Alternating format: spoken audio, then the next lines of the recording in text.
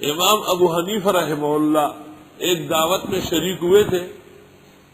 اس زمانے میں یہ ہوتا تھا کہ دعوت کی جگہ میں کوئی ڈول سرنا بجتا تھا تو حضرت خاموش رہے. اسی طرح ایک مجلس دوبارہ تھی تو امام صاحب نے دریافت کیا کہ یہ ڈول سرنا رک سکتا ہے یا نہیں. انہوں نے کہا نہیں. امام صاحب نے کہا ہمیں اجازت چاہیے, ہم ایسی جگہ نہیں بیٹھیں گے جہاں دین کے خلاف ہو رہا. تو کسی نے پوچھا حضرت اس دن تو آپ بیٹھ گئے تھے. فرمایا اس دن میرے استاد حماد ابن ابی سلیمان صاحب تھے, سیادت ان کی تھی, میں تابع تھا, اور آج وہ نہیں ہے, میری سیادت ہے, لہذا میں اپنی سیادت میں کبھی بھی حرام نہیں کرنے دوں گا.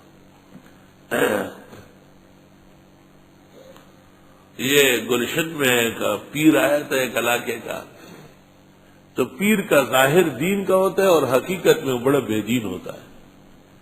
یہ طریقہ ہے پیروں کا, وہ سب بناوٹ اور جعلسازی ہوتی, کیونکہ پیر اگر جعلسازی نہ کرے تو اس میں کوئی کمال ہوتا ہی نہیں, تو لوگ کیسے متاثر ہوں گے.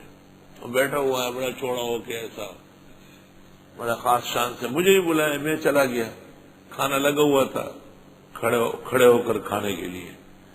تو میں نے ان لوگوں سے کہا کہ بھئی کس طرح کھانا کھائیں گے, تو انہوں نے کہا جیسے آپ کہیں گے. میں نے کہا یہ میزوں پہ کیوں لگا ہے؟ کہا کرسیاں لگاتے. میں نے کہا میز کرسی پر بھی مولانا اشرف علی نے امداد الفتاوی جلد 4 میں لکھا ہے انگریز کے ساتھ مشابہت ہے اور یہ بھی ناجائز ہے, نیچے لگاؤ. تو وہ پیر صاحب مجھے اس طرح سے کہتے ہیں کوئی ہیلے ویلے نہیں کر سکتے.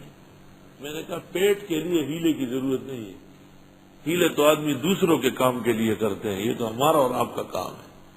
ابھی سیکنڈ میں دیکھو بغیر ہیلے کے کام سیٹ ہو جائے گا.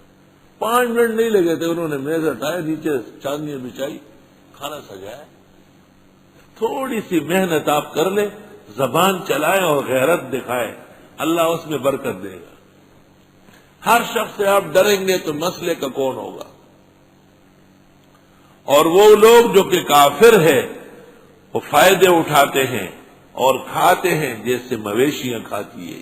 وَالنَّارُ مَثْوًى لَهُمْ, اور آگ ان کا ٹھکانہ ہے.